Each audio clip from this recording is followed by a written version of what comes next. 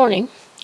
So today I'm going to talk about two classic horror stories. The Monkey's Paw by W. Jacobs and The Lottery by Shirley Jackson.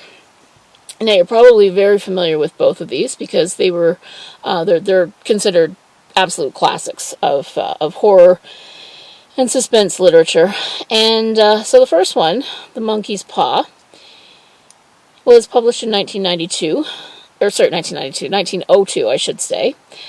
And it's about a couple, Mr. and Mrs. White, and their son, Herbert. And a family friend comes to visit. Now, this friend has been traveling in India, and he pulls out this shriveled little token. And they ask him what it is, and he explains that it grants wishes. And they said, well, why don't you try to sell it? That's a really valuable thing. And he says, oh no, these are not wishes you want. And they say, and they sort of go back and forth about, what could possibly be so terrible about it. So the friend leaves, and Mr. White keeps the monkey's paw. And he wishes for £200. And he says, that couldn't possibly, nothing could possibly happen with that. And his wife says, well, no, not unless it falls on your head. So, be careful what you wish for. The next day, their son is killed in an industrial accident at the factory where he works. And the guy from the factory shows up, and he's really well dressed and everything, and he says, we don't have any liability, but we're going to give you a gift of compensation of £200. So, of course, Mr. and Mrs. White are devastated.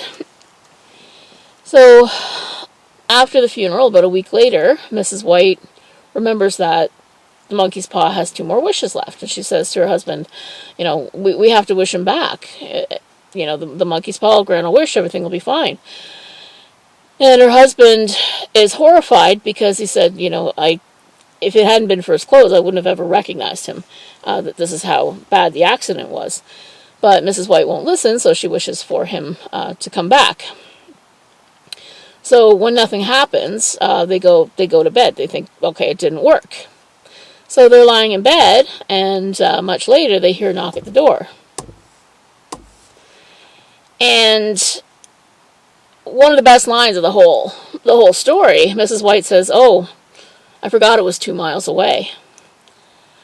And it's such a chilling moment because you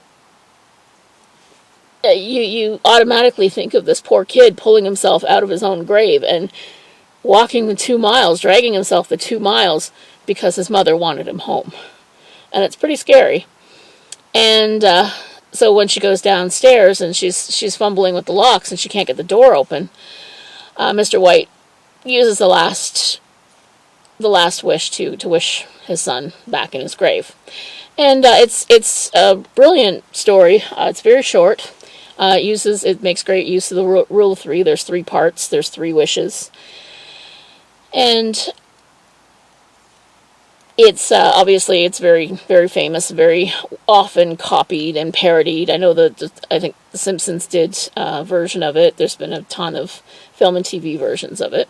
But if you haven't read the original story, I think a lot of us have. But go back and revisit it. It's quite a fun little read, and excellent for Fallowe'en, for a nice fall, scary, spooky kind of entertainment. And the other story that I want to talk about is also famous. It's The Lottery by Shirley Jackson. It was first published in 1948 in The New Yorker, and apparently it got a lot of hate at the time. I didn't realize it affected people so powerfully. And it also, and the reason I chose to do the two together, it also looks at the consequences, and I think this is certainly a American industrial era, what's the word I'm looking for, Protestant work ethic kind of idea that if there's prosperity, there has to be a price. Somebody's got to pay a price for it.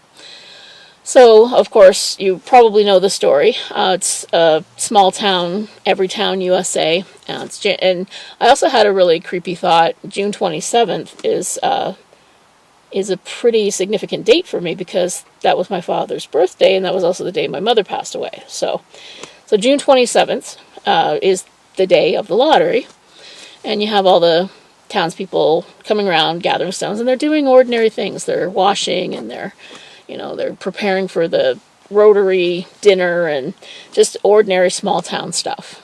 And so they come in and into the town circle, and the town leader pulls all their names out of a hat, and then one family gets the mark of the lottery, and then they put the papers back in the hat, and one member is the loser, and in a rather shocking turn at the end, they stone her to death. And the whole time she's screaming that it's not fair.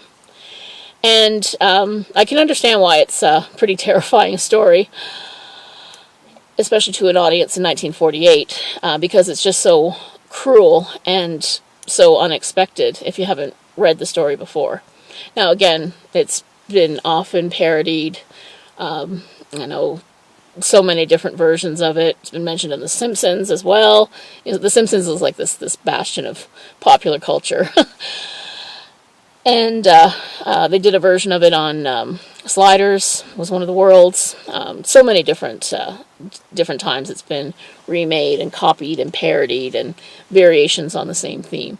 So it's two very, very well known stories for today's Fallowe'en, and highly recommended. 4.5 out of 5 stars for both.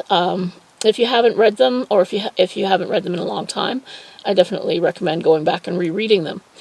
So I hope you are reading lots of great stuff this fall, and have a great day.